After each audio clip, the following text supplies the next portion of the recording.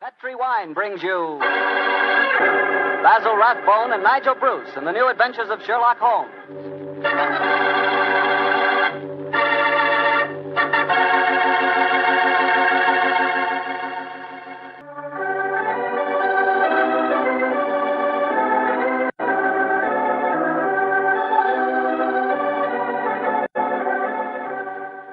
And now I'm sure our old friend Dr. Watson's ready for us, so let's go in and join him. Come in. Good evening, Mr. Bartow. Good evening, Doctor. Well, the puppies seem very happy tonight. Yeah, tonight, yes, but you should have seen them this afternoon. I doubt if there were two more frightened little dogs in the whole of California. Come on, Winnie, now you control yourself. What happened, Doctor? Well, I took them for a walk on the beach. As we were scrambling round a rocky point, a seal popped his head up in the water quite close to us. What'd the puppies do? Oh, both of them barked at it furiously. And the seal? Blew a few bubbles and then barked right back. I don't know what the world's speed record is for short-legged dogs, but I'm sure they broke it. You know, Doctor, I'll have to join you on one of those afternoon strolls of yours. You always seem to be having such exciting adventures. Oh, and talking of that, how's about tonight's new Sherlock Holmes adventure? Well, I'm all ready for you, my boy. In fact, I was looking over my notes on the case just before you arrived. This is another story in which Sherlock Holmes' elder brother, Mycroft, played an important part. Mycroft Holmes was 7 years older than Sherlock, and some said it is superior in powers of observation and deduction. That sounds like heresy, Doctor. No, young fellow, my lad. Holmes himself was the first to admit it. In fact, if it hadn't been for his incurable laziness, Mycroft would have been a formidable rival to his younger brother. However, Mycroft did hold a position of considerable importance at the Foreign Office, and it was there that tonight's story begins. It was in the winter of 1899. And Mycroft Holmes, after a gourmet's lunch, was reclining full length on a leather settee. His eyes were closed, his hands were folded across his stomach, and his breath came rhythmically. A cynic would have declared that Mycroft Holmes was taking an after-luncheon snooze. But Mr. Holmes' secretary, a gentleman by the name of Gardner, was a realist. He tapped on the door discreetly. Then he rapped on it. And still there was no response, so he opened the door and entered. After a moment, he gave what he thought was a discreet cough. Mycroft Holmes opened his eyes and folded his hands and said, "Found it, Gardner. Must you come in here and bark at me so soon after lunch?" I'm sorry, Mr. Holmes, but I thought... You thought that as I was lying down with my eyes closed that I must be bored, and so you came galloping in. Oh. Well, what do you want? There's an old lady outside, sir. She insists on seeing you personally. I've tried to get rid of her, but... What's her name? Mrs. Hudson, sir. Mrs. Hudson? Huh. Show her in, Gardner. Show her in. Very good, sir. Undoubtedly a message from young Sherlock. How are you, Mrs. Hudson? Oh, good day, Mr. Holmes. I'm sorry to interrupt you, but I won't take up much of your time. Sit down, won't you? Don't leave us, Gardner. I may need you in a few minutes. Very good, sir. Now, Mrs. Hudson, what's the message? Message, sir? Didn't my brother send you with some message that he was afraid to entrust to the ordinary channels? He's always so confoundedly dramatic. Oh, bless your heart. No, sir. I've come to you with a little problem of my own. I didn't like to bother Mr. Sherlock Holmes with it. He's been so busy lately, and he's looking very tired. And so you came to me. Oh, delightful. I thought you wouldn't mind, sir. You've always been so nice and friendly to me. Pure laziness. It is less effort to keep an old friend than to make a new enemy. But tell me your problem. Well, it's really my sister's problem, sir. She keeps a boarding house at 14 Kensington Garden Square in Bayswater. And she's convinced one of her boarders, a man who has a room on the first floor back, she's convinced that he's a birdman. And what in heaven's name is a birdman? Do you know, Gardner? No, sir. I can't imagine. Oh, it's like a werewolf, gentlemen, except that the man turns into a bird. Oh, come now, Mrs. Hudson. Oh, I know it sounds daft, but my sister's in a dreadful state. Of course, I've been with your brother long enough, sir, to know that such things are nonsense. But how can I prove it to her? What reason does your sister give for holding a strange belief? She keeps finding pigeon feathers in the room. Now, the man doesn't keep pigeons, sir. My sister knows that for a fact. Has she found any traces of scattered food on the window ledge? None, sir. No signs of any pigeons, except the feathers. My sister's a wee bit fey, Mr. Holmes. She's the seventh daughter of a seventh daughter, and you know what that means. Just the same. She's not imagining things, sir. She's shown me the feathers herself. Where were they, Mrs. Hudson? Somewhere on the floor by the end of the bedstead, sir. I brought some along with me. Here, sir. And we found some more in the gentleman's cupboard where he keeps his clothes. By George, I wonder What if... is it, sir? I'll tell you in a moment, Gardner. Mrs. Hudson, this matter will require a little private investigation. You may return to your sister and tell her not to worry. I shall get in touch with you as soon as my inquiries are completed. Good day to you. Good day, sir. And I'm very much obliged to you. Well, Gardner, what do you make of it? An old wives' tale, sir. You're not treating it seriously, are you? Yes, I am. One of these feathers shows evidence of having had string tightened round it. That suggests a captive bird. Now, a captive bird smuggled into an obscure boarding house would point to something of the greatest importance to us, Gardner. By George, sir. You mean carrier pigeons? Exactly. And remember that we're at war, and that the Boers have obtained several important and highly confidential secrets of ours lately. We know there's a leak somewhere. This requires an active investigator who can work with discretion. Now, I could work with discretion, but I don't feel too active at the moment. I have it. I want you to write this letter to my brother. Disguise your hand, use plain, cheap notepaper, and don't sign the letter. He won't be able to resist that combination. Are you ready, Gardner? Yes, sir. Very well, then. My dear Mr. Sherlock Holmes, we know of your proposed investigation of the tenant in the first floor back at 14 Kensington Gardens Square. We warn you, as you value your life, keep away from the...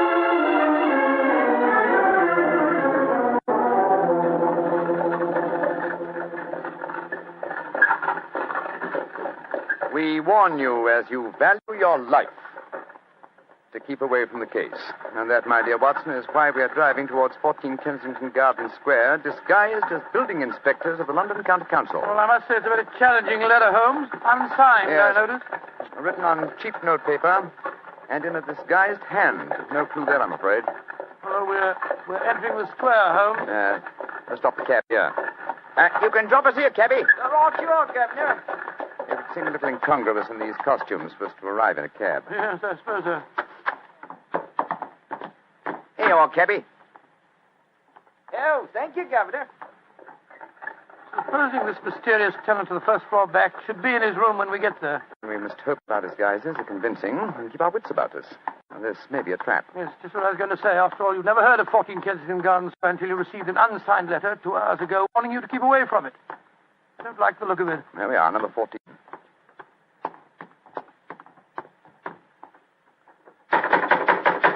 I suggest that you let me do most of the talking. Good Lord, yes. My Cockney accent doesn't compare with yours. Who do you want to see? We're from the London County Council, we are. We've had complaints about a leaky gas jet in the first floor back.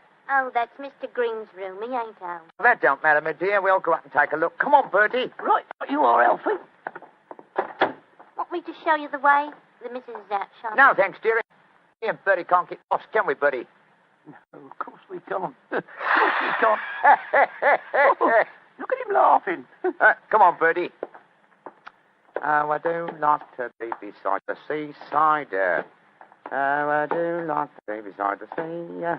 Tilly-um-pa-pum-pa-pum, tilly-um-pa-pum-pa-pum. Nice house, Bertie, ain't it? Yes, Alf. Nice as can be, this house. Oh, I do like to be beside the seaside. I do like to be beside the... Here we are. First full back.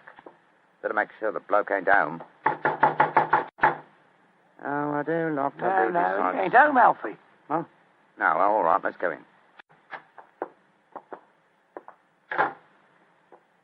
Oh. So this is the mysterious room, eh? Well, it looks perfectly ordinary, doesn't it? Yes, a pressing example of the squalor of boarding house life. Hello. What's this on the bedspread? Feathers. Must have come out of the pillow. No. These are pigeon's feathers, old chap. And look here, Watson. Attached to the bed rail. No, that's only a piece of string. String, yes, but with a small metal ring on the end. A ring such as is used to place around a homing pigeon's leg. But why should someone keep carrier pigeons in an obscure boarding house like this? Yes, why indeed, why indeed? The answer could be that the tenant of this room is engaged in some sinister activity that requires the use of carrier pigeons in sending messages. Yes, there's no evidence of the birds being kept here. That's true, old fellow, that's true. Possibly the owner of this room is given a pigeon by one of his superiors, brings it here, affixes his message, and releases the bird. But why couldn't he just take the message to where they keep the birds?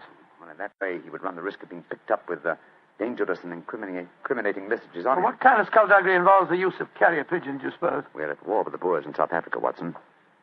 What could be more logical than that a spy in their pay should be using this method to smuggle important information out of the country? By Jove, yes, Holmes. I wouldn't mind being the... Somebody coming. Look out. Who are you? What the devil do you think you're doing in my room? Well, my name's Bertram, and I come here to look at your gas pipes. Don't lie to me. Who are you? It's like I say, Captain. My name's Bertram, and I come from the London County Council. Very well, then. If you won't tell me the truth, perhaps this revolver will make you change Now, your look mind. here, Captain. Look here, Captain. Grab his revolver, Watson. Yes, right. Holmes, where were you? I slipped behind the door as this gentleman opened it. Yeah, me, sir. Your overcoat coat seems extraordinarily well filled with chest, doesn't it? Why not slip it off? Yeah. It's a bit warm in here. Let me alone. Joe, you were right, Holmes. He had a pigeon under his coat. Yes. See if you can catch the bird, will you, old chap? All right, here. Come on, Pidgey. Pidgey, come on, little fella. Come along, Pidgey. There he comes. That's it. Look at the little fella. Snuggled up on my arm. Friendly little fellow, isn't he? Yes, I... Look out, Watson. The gentleman's revolver. He's going after when it. I get it, I'll... A beautiful uppercut, Holmes. I'm afraid he'll be unable to talk to us for some time. How fortunate he told us where the message was hidden before we indulged in this little set, What do you mean? He didn't say anything about a message? No, not verbally, but I was watching his reflection in the mirror as he entered the room. His eyes first glanced at this top drawer on the dresser here to see if we'd touched it. It was obviously the most important spot in the room. Let's see. Ah, here we are. A message already rolled up and in its container. Oh? What does it say, Holmes? It's in code, which is not surprising, but I don't think it will be very difficult to decipher. Yes, and when you've done that? Then, my dear fellow, I shall compose a code message of my own and persuade this pigeon to lead us to its master.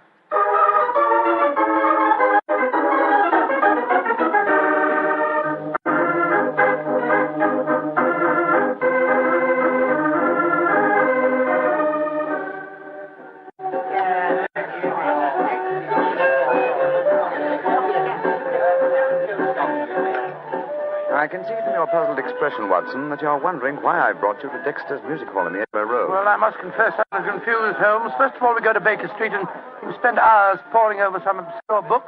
Then you write out a message, attach it to a pigeon, and let it loose. Now you bring me here. I hate to question you when you're working, but I should be glad if you'd give me some idea of what's going on. Of course, old chap. At times I must seem confoundedly mysterious, I'm sure. Here's the situation. The obscure book I was studying was a table of ciphers. I was trying to decode the message we found in the room on the first floor Well, back. obviously you succeeded, or we wouldn't be here. Yes, the key word was Louis Botha, the name of the Boer leader. The message was a report on the number of troops now in training at Aldershot. Then you were right. We're mixed up with a ring of enemy agents. Obviously, old chap.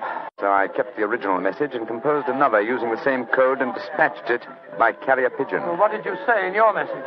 Meet me tonight, 8 o'clock, table number 3 at Dexter's Music Hall. What made you choose this place as a rendezvous? Well, I happen to know that it's a common meeting place for world characters.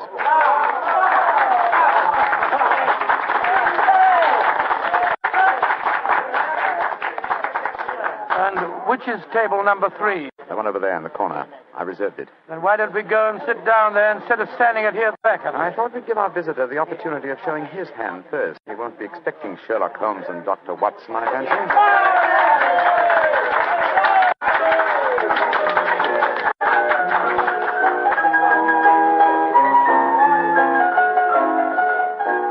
Good Lord, look at this woman coming on to sing. You ever see so many feathers? I'm not allowed to have a bow except upon the sly. So yesterday he came and took me walking through the night. Holmes, look. A man just sitting down at table number 3. Watson, will it knock? It's Sid Trimble. Sid Trimble, who's he? A dangerous criminal who once worked for the Moriarty gang. We've caught a prize pigeon, Watson. Better have your revolver handy, old chap. Undoubtedly he'll recognize us. Right you are, Holmes. Come on, then. Owls are in the clover, they tremble this morning. Go and drive them, Maggie, to the old. I'm so glad you're able to keep your appointment, sir. Sherlock Holmes. This is a trap. Now, don't try any tricks. I've got a revolver here, Sid. How'd you like this table in your face? Oh! Watson, you didn't shoot him, did you? No, he knocked my hand. The revolver went off. The shot went wild. I swear it did. Yes, of course. Look at the wound. There are no powder burns. The shot was fired from some distance. Holmes. Holmes, he's dead. Out of the way! Out of the way, please. Now then, what's going on here? Constable, this man has been killed. Yes, and it's easy to see who did it. Well, I didn't do it, Constable, if that's what you're thinking. No? Then why are you standing here with a smoking revolver in your hand? Come on, you're under arrest. But you can't arrest me. I'm Dr. Watson, and this is Mr. Sherlock Holmes. I don't care if you're the King of Siam and the Bishop of London himself. You're under arrest, and I'm taking you both to Scotland Yard.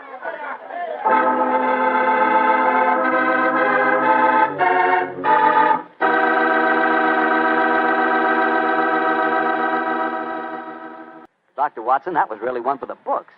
So you got yourself arrested on a murder charge. Yes, Mr. Bartell. It's a very humiliating experience. I was taken off to Scotland Yard in the Black Marat.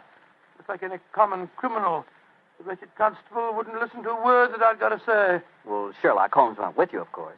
Naturally. But as we arrived at Scotland Yard, my mortification was complete, and I found that I was led into the presence of our old friend, Inspector Lestrade.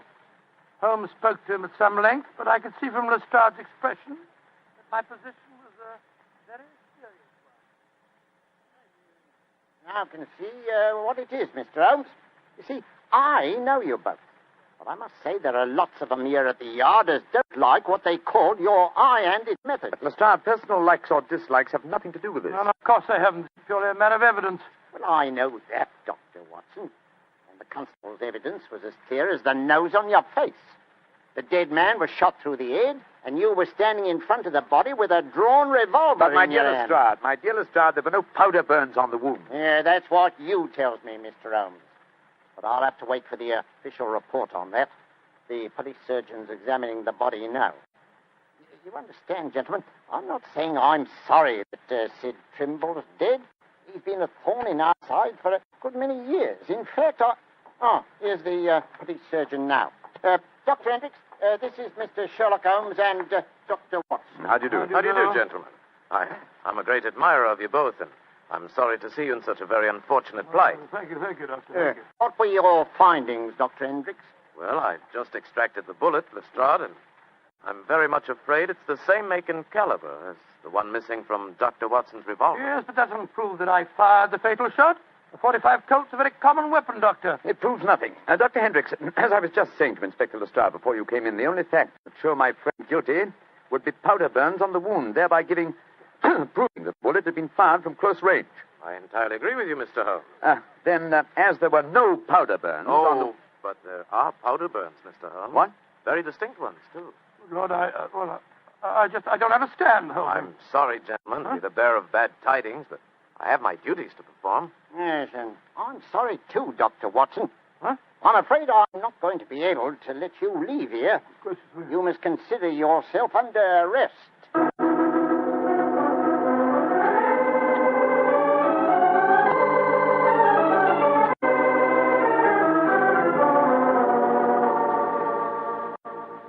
Holmes, I never felt more despondent in my life. Oh, cheer up, old chap. Well, how can I? Locked up in a prisoner's cell. Looks as if I might end up at the gallows. Don't worry, Watson. You'll be out of here before the night is over. I promise you that. I wish I felt as confident as you do. How do you propose to do it? Oh, with the aid of a little hard thinking. Thinking? That won't unlock any cell doors, thinking. Well, it will, old fellow. It's obvious someone's deliberately trying to incriminate us. Let's try and reconstruct the killing logically. Sid Trimble was a member of an espionage ring. I sent him a false message. After he'd left to keep the appointment, one of his colleagues trailed him to the music hall and killed him before he could betray anything to us. Yes, that's undoubtedly the way it happened. The powder burns, Holmes. How do you account for them?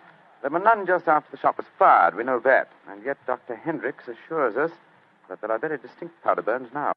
May we come in, gentlemen? Yes, of course you can, Dr. Hendricks. Oh, hello, Lestrade. Yes, I thought we'd come and chat with you, Doctor. Well, that's very nice of you, gentlemen. Yeah, not a bit of it, Doctor. You know, it hurts me to see you in here, and that's a fact. And I can't bear to see a fellow medico in such plight without coming in to see what I can do to help Watson. Yeah. You're very quiet, Mr. Holmes. Am I, Lestrade? I was thinking. You see, what, old chap? Have it. You have what? The answer. You'll sleep in Baker Street tonight after all. Mr. Holmes, what are you talking The about? murder of Sid Trimble. Incriminating powder burns were obviously faked. Watson and I know that, whether you and Dr. Hendricks believe it or not. The question is, how were they faked? I think I have the answer. Dr. Hendricks. Yes, Mr. Holmes? If a blank cartridge were fired at the wound after death, it would produce powder burns, wouldn't it? Undoubtedly. Yeah, but who could have done that, Mr. Holmes? Ah, that's the point, Lestrade. Who had the opportunity? The constable who brought the body here. True, old chap. Huh? Also, you, Dr. Hendricks. That's perfectly true. Yeah. Well, I had the opportunity too, Mr. Holmes. I spent half an hour in the morgue alone with the body when it first come in. Well, you've narrowed it down to 3 suspects, Holmes. I hope I don't hang before you find the real killer. I've found him, Watson. Why, who What? would be, Mr. Funny. Holmes? The answer is simple, Lestrade. The powder burns were certainly faked by a blank cartridge. Now, if a blank cartridge were fired into a wound, the wadding would have penetrated and distorted the wound. Yes, but supposing the person had removed the wadding from the blank, Mr. Holmes. Its effect would still be quite apparent to the police surgeon who removed the bullet. Am I correct, Dr. Hendricks? Entirely. The surgeon could not fail to identify the marks, Mr. Holmes. Exactly. Therefore, only one person could have fired that blank cartridge without detection. The same person who made the incision necessary to remove the cartridge would also remove all traces of the shot. You yourself, Dr. Hendricks. Holmes, I believe you're right. That's an ingenious theory, Holmes. Surely you're joking. Am I? Then how do you account for the pigeon feathers on the collar of your coat? I'm not... The devil with you, Holmes! Here, come back here. Doctor! Constable! Tell that doctor Great Scott. Scotland Yard itself harboring an enemy agent. Upon my soul, Holmes, you've done it again. I must say you've got sharp eyes. I didn't see those pigeon feathers on Hendrick's collar. Confidentially, my dear fellow, neither did I. But Hendrick's guilty conscience knew they might be there. It was a shot in the dark, and I had to take it. If you'd spent the night in a prison cell, I should never have heard the end of it, I'm sure. Never.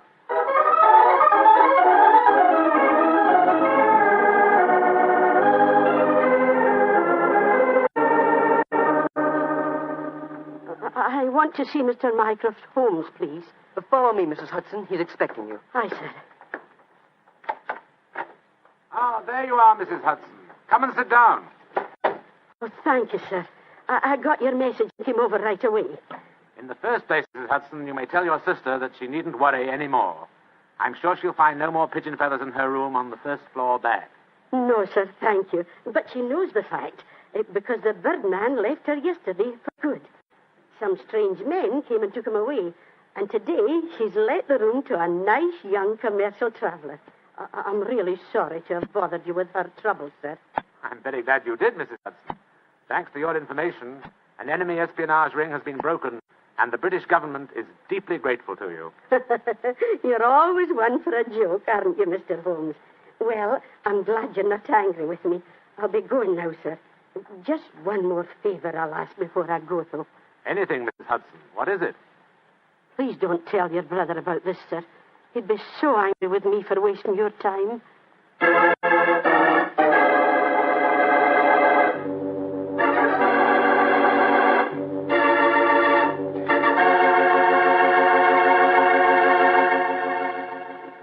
Well, Dr. Watson, what story do you have lined up for us next week? Well, now, next week, Mr. Bartell, I'm going to tell you a weird adventure that Sherlock Holmes and I had in the East End of London.